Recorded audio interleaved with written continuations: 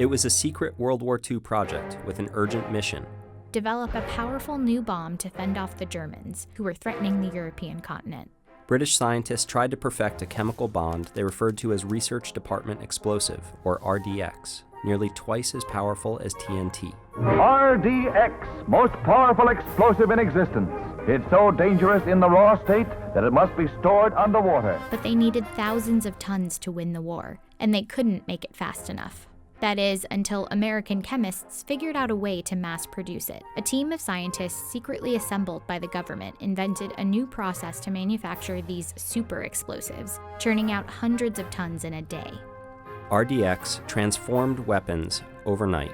Now for the American bazooka. It enabled the world's first handheld rocket launcher to pierce armor. It was packed into a 10,000-pound underwater bomb, and it was disguised as pancake mix in an operation called the Aunt Jemima Project. Aunt Jemima pancakes. My, they're good. RDX spawned the greatest period of military manufacturing in history. But half a century later, the ingenious chemicals that boosted the US military are inflicting aftershocks in our own backyards. RDX is a dangerous pollutant that's found its way into our soils and drinking water supplies.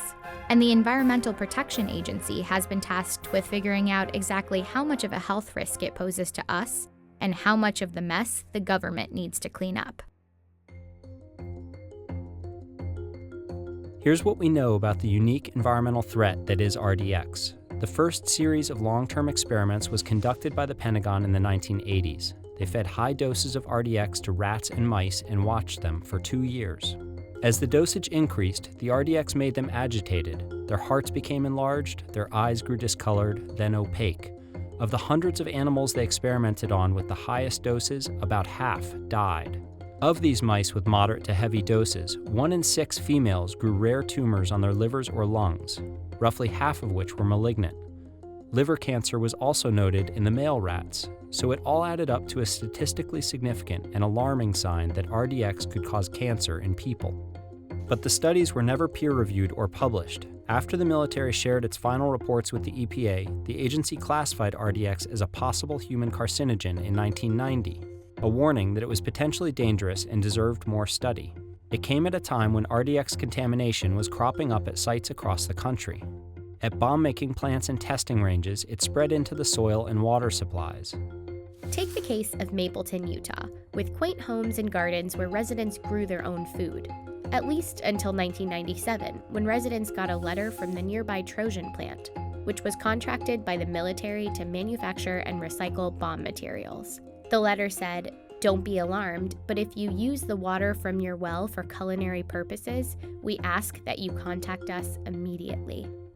For at least 20 years, the Trojan plant discarded waste, including pure RDX, into ponds and an unlined irrigation ditch.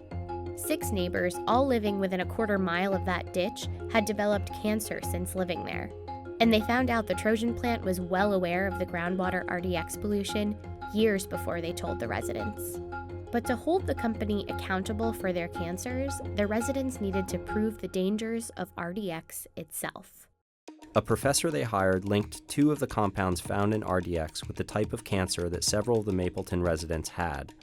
He calculated Mapleton had twice as many cases of non-Hodgkin's lymphoma and 3 times as many cases of leukemia than would have been expected in the area. His team concluded that residents got their cancer by eating food grown with RDX-contaminated water. Vegetables seemed to concentrate the chemicals and amplify their exposure. Calculations suggested eating a carrot from one of their gardens was 286 times worse than simply drinking the RDX-contaminated water. But the Mapleton case never made it to trial.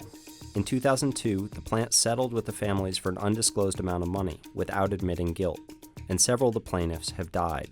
Today, the Pentagon continues to manufacture RDX and uses it widely, and the number of communities that face environmental threats from it has continued to grow. RDX has been found everywhere from wells near Fort Jackson in Columbia, South Carolina, to the drinking water near Kingsport, Tennessee, and the groundwater across an old missile factory near Los Angeles. In fact, for the first time, we know the extent of the U.S. military's role as a polluter. ProPublica got data pinpointing thousands of sites across the country where the government has identified pollution on defense properties. There are more than 150 cases with RDX contamination. For decades, as these cases were documented, the U.S. military claimed immunity from EPA oversight and tried to evade environmental regulations, which would force them to clean it up. But in 2012, the EPA decided it would reassess the risks the chemical posed to people, and so they began a new review on everything we know about RDX. If the EPA decided to regulate RDX as a chemical contaminant, that would mean an enormous increase for the Pentagon's environmental cleanup bill, which is already at around $70 billion. The final results are still to come, but as the EPA conducts its review, there's one thing that's still missing: credible science. If the government wants evidence of whether RDX is connected to cancer, the best way is to replicate the earlier controlled experiments with live mice and rats, but that has never been done. Instead, the Department of Defense has conducted dozens of studies that cast doubt on RDX effects and support the Pentagon's position that it poses little public threat. These studies were funded by the military, an agency with a stake in the outcome of the EPA's decision. So there's skepticism about the objectivity. But that doesn't automatically mean their research isn't good science. Some were even validated through peer review. Even though the EPA appeared ready in 2013 to label RDX a likely carcinogen, it is now poised to downplay its risk with a tag that says it's merely suggestive of cancer. The agency is set to decide the fate of RDX next year. Now, under the Trump administration, there are concerns that the sole agency responsible for informing the American public about environmental health risks is bowing under pressure from the Department of Defense and the chemical industry.